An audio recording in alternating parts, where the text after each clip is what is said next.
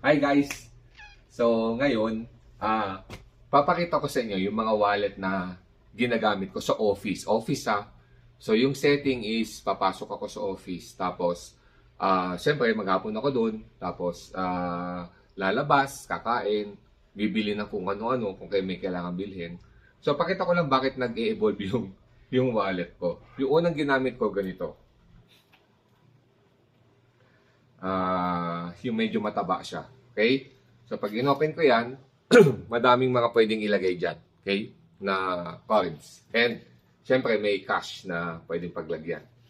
Ang problem ko dito, overtime, pakita ko ganyan siya. Taba, di ba? Taba.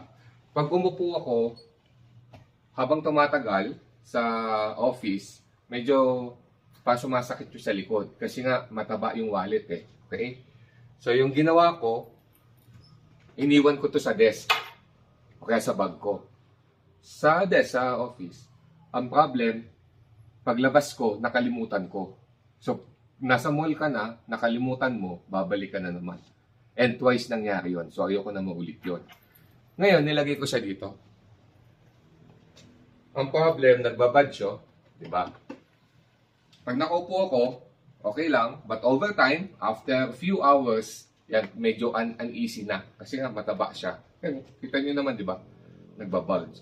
Tapos nakamaong pants pa ako. So, ito mas maluwag pa to. Pag maong pants, so mas masikip.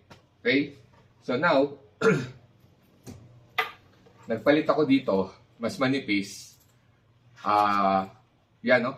May cards, tapos may lalagyan ng cash.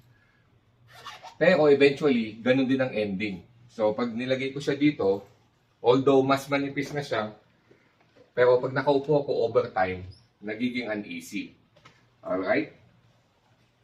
So, nag-switch ako, minimalist. Minimalist, konti lang yung ilalagay ko sa wallet. So, nag-shift ako dito. Ito talaga. Okay. Na-recognize nyo ba yung brand nito? Mont Blanc. Okay, Mont Blanc. So, hindi biro yung price nito. Ano yung pwede ko ilagay dito? 3 cards lang. 1. Ito, 1, 2, and 3. Tatlo. Ito talaga perfecto kasi pag nilagay ko dito, ang nipis. Halos hindi ko ma-feel na mayroon akong wallet. Sabihin nyo, Eric, paano yan? 3 cards lang pwede mo ilagay? Yes. So, ilalagay ko dito, isang ID, usually driver's license, credit card, and cash. Mga 1,000, 1,005, lalagay ko siya dito. So, 3 cards lang. Kasi hindi ko naman kailangan ng madaming cards. Nasa office lang naman ako eh.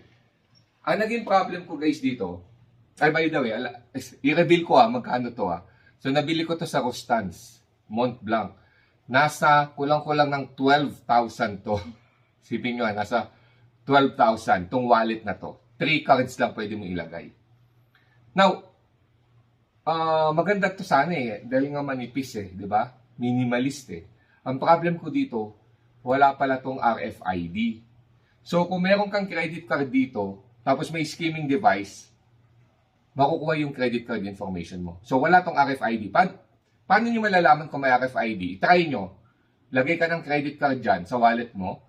Tapos pag kumain kayo sa restaurant, magbabayad na kayo, nag-bill out kayo. I-try nyo, i-test, sabi nyo sa waiter, i-test nyo lang yung credit card. So, lagay nyo dyan, i-tap mo.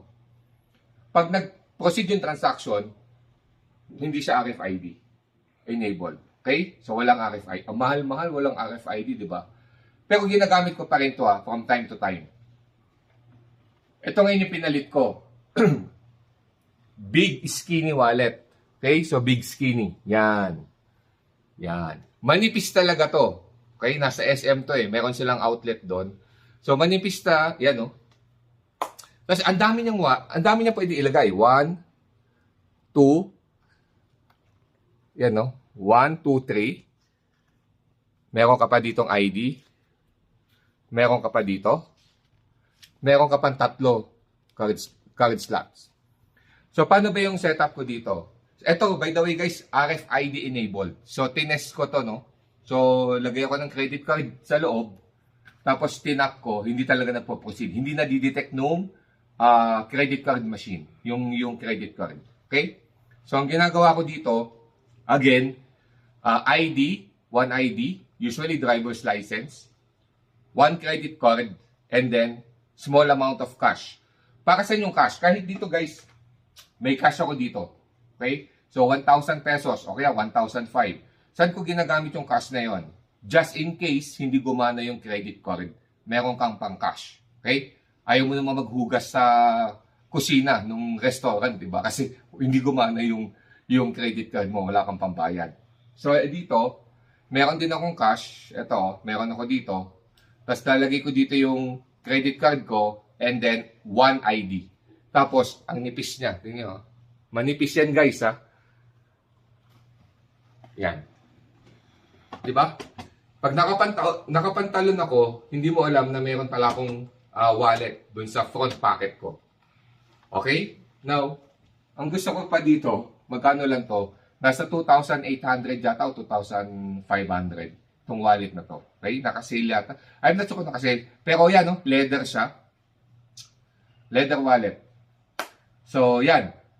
Ito yung mga wallets ko na ginagamit sa office. Ayokong pag nasa office ako, ayoko yung mga makakapal. Okay? So, iniiwan ko na lang yan.